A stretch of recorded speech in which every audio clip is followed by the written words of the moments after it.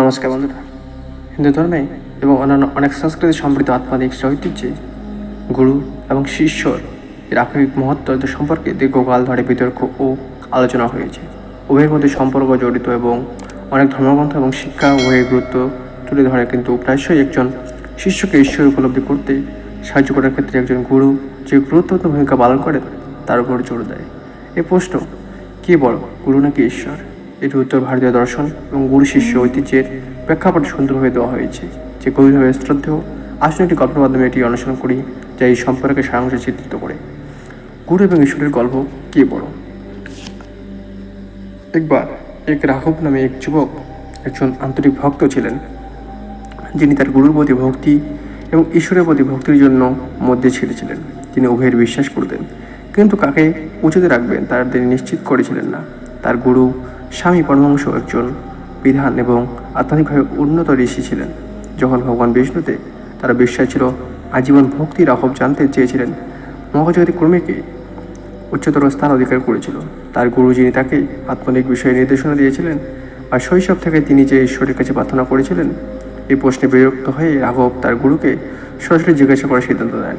একদিন তাদের নিয়মিত সাক্ষাতের সময় রাঘব সাহস জোগাড় করে বললেন, গুরুজি, আমার সবসময় একটা সন্দেহ আছে যা আমাকে কষ্ট দিয়েছে। কে বড়, আপনি আমার গুরু বা ভগবান বিষ্ণু? এই ঈশ্বরটিকে আমি সে সময় থেকে পূজা করে আসছি। একটি শিশু সেই পরমাংশ নির্মল হাসি দিয়ে শিষ্যের দিকে তাকালেন। তিনি রাঘবের অভ্যন্তরীণ অস্থিরতার জটিলতা জানতেন, কিন্তু সরাসরি উত্তর দেওয়ার পরিবর্তে তিনি অভিজ্ঞতার মাধ্যমে শেখানোর সিদ্ধান্ত নেন। গুরু উত্তর দিলেন, রাঘব, এটা একটা গুরুত্বপূর্ণ প্রশ্ন। কাল সকালে আমার সাথে বনে এসো, আমি তোমাকে উত্তর দেখাবো।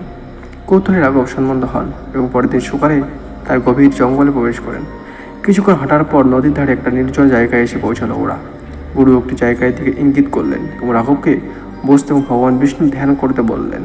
তার সমস্ত ভক্তি ও বিশ্বাসের সাথে তার ঐশ্বরিক রূপকে আহ্বান করুন। রাঘব তার প্রিয় ভগবানকে দেখার আশায় উত্তেজিত হয়ে চোখ বন্ধ করে ধ্যান করতে লাগলেন। তার মন সম্পূর্ণরূপে ভগবান বিষ্ণুর উপর নির্বদ্ধ ছিল। গুরুর ভালোবাসা ভক্তি সহকারে তাকে ডাকছে। মিনিট ঘন্টায় পরিণত হলো, কিন্তু কিছুতেই হালো না। রাঘব অস্থির হয়ে উঠলেন, কিন্তু তার আন্তরিকভাবে প্রার্থনা করতে থাকলেন। অর্থাৎ রাঘব একটা খসখসে আওয়াজ শুনে চোখ খুলল।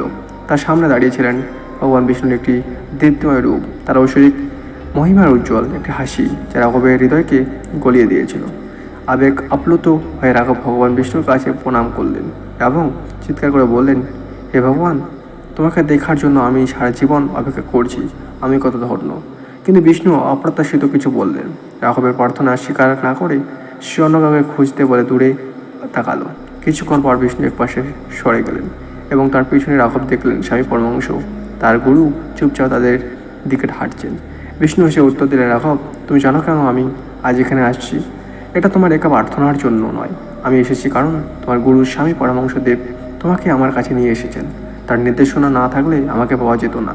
সঠিক পথ হল গুরু, যিনি ঐশ্বরিক দরজা খুলে দেন এবং শিষ্যকে উপলব্ধির দিকে পরিচালিত করেন। রাঘব শুদ্ধ হয়ে গেল। বিষ্ণু আরও বললেন, গুরু উচ্চ স্থান অধিকার করেন কারণ তিনি অজ্ঞতা দূর করেন এবং ঈশ্বরের পথ দেখান। একজন শিষ্য গুরুর কৃপা ও জ্ঞান ছাড়া ঈশ্বরের কাছে পৌঁছতে পারে না। এইভাবেই গুরুর ঈশ্বরের চেয়েও মহান, কারণ তিনি শিষ্যকে ঈশ্বরের উপলব্ধির দিকে নিয়ে যান।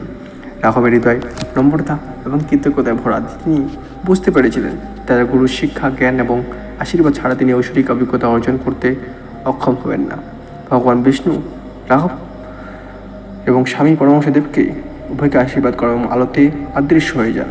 স্বামী পরমহংসদেব তার শিষ্যের দিকে চোখ দিকে হেসে বলেন, রাঘব, এটি সর্বদা মনে রাখবেন, গুরু হলেন যিনি অজ্ঞতার অন্ধকার দূর করেন এবং আপনাকে ঈশ্বরের আলোর দিকে নিয়ে যান।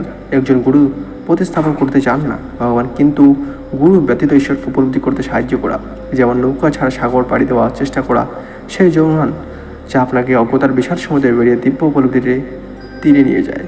সো বন্ধুরা, এরকম অবশ্যই জৈন পদ্ধতি জয়।